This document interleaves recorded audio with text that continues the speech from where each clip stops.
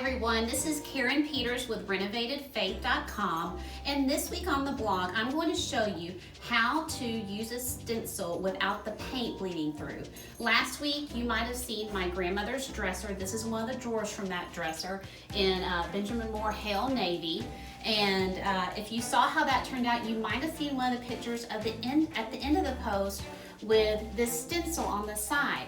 My grandmother was a seamstress, and I remember specifically when I was a little girl her putting different types of lace on the bottom hem of dresses. So since this was her dresser, I wanted to add a little detail to help remember her. But there's only one problem. Much to my surprise, it's really hard to use stencils that are very detailed on raw wood or barnwood.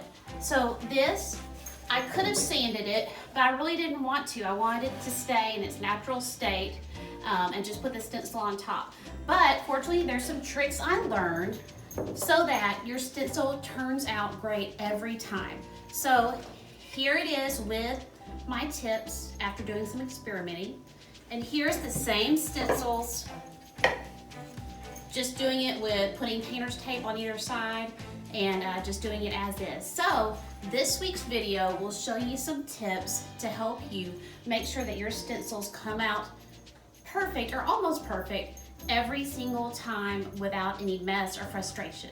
Also, at the end of this video, there's going to be the link, and you can go to that link for all the sources.